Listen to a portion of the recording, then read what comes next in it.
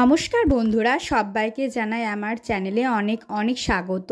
তো আজ আমি আপনাদেরকে বানিয়ে দেখাবো খুব সুন্দর একটা মুখরোচক রেসিপি, যেটা চিড়ে দিয়ে তৈরি। তো সবার প্রথমে আমাদেরকে নিয়ে নিতে হবে চিড়ে, যেটা আমি খুব ভালো করে ধুয়ে জল ঝরতে দিয়ে দিয়েছি। তারপরে নিয়ে নিতে হবে আমাদেরকে সেদ্ধ করে রাখা আলু। তারপরে নিতে হবে কিছু মশলার মধ্যে নিয়েছি সামান্য পরিমাণ জিরে, কাঁচা লঙ্কা, শুকনো লঙ্কা এবং কয়েক টুকরো আদা। তারপরে একটা ছোট কড়াইয়ে আমি সামান্য পরিমাণ সর্ষের তেল দিয়ে মশলাটাকে খুব ভালো করে ভেজে নেব এবং তার মধ্যে 1 চামচ হলুদ গুঁড়োও দিয়ে দেব। মশলাটাকে খুব ভালো করে আমাদেরকে কিন্তু ভেজে নিতে হবে।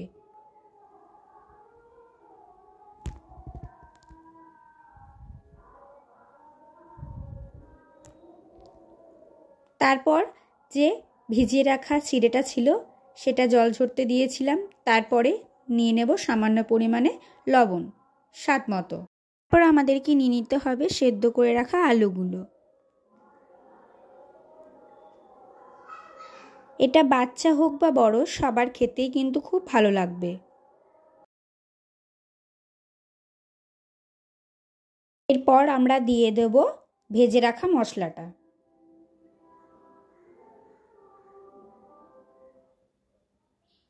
তারপরে গোটা গোটা আলুগুলোকে আমি এভাবে একটু ম্যাশ করে নেব।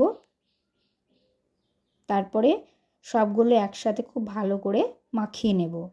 আমি কিন্তু এটা বেসনে ডুবিয়ে ভাজিনি, আমি এটা শুকনোই ভেজেছি, আপনারা চাইলে ভাজতে পারেন। খুব ভালোভাবে মাখা হয়ে গেলে এর মধ্যে আঠা আঠা ভাব আনার জন্য আমি কিছু ময়দা অ্যাড করে দেব। আপনারা কর্নফ্লাওয়ারও ইউজ করতে পারেন। তারপরে নিয়ে নেব বিস্কুটটাকে আমি খুব ভালো করে ভেঙে তারপরে একটা জালি করা বাটির সাহায্যে যে বিস্কুটের মধ্যে বড় টুকরোগুলো রয়েছিল সেগুলোকে বাদ দিয়ে দেব। তাহলে কাটলেটটার ওপরে আমাদের কোটটা করতে সুবিধা হবে। ব্যাস, আমাদের বিস্কুটের বড় টুকরোগুলো বাদ হয়ে গেছে। তারপরে হাতে একটু সর্ষের তেল নিয়ে আমরা কাটলেটগুলোকে বানিয়ে নেব। তারপর কাটলেটের ওপরে আমরা বিস্কুটের কোটটা করে নেব। এইভাবে সব কাটলেটগুলোকে আমাদের এইভাবে এক সাইজের করে বিস্কুটের কোট লাগিয়ে একটা থালাতে সাজিয়ে রেখে দেব। তারপর আমি একটা প্যান কড়াই বসিয়ে দিয়েছি, তার মধ্যে দিয়ে দেবো আমি পরিমাণ মতো তেল।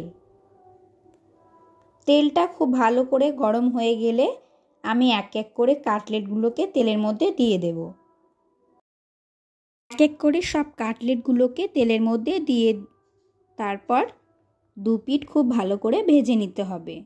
আমার এই আজকের রেসিপি যদি ভালো লেগে থাকে অবশ্যই একটা লাইক করে দেবেন।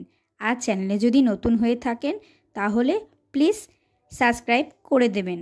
অনুরোধ রইল আপনাদের কাছে। সবাই ভালো থাকবেন, সুস্থ থাকবেন। তো তৈরি আমাদের আজকের এই সুন্দর চিড়ের কাটলেট। নমস্কার।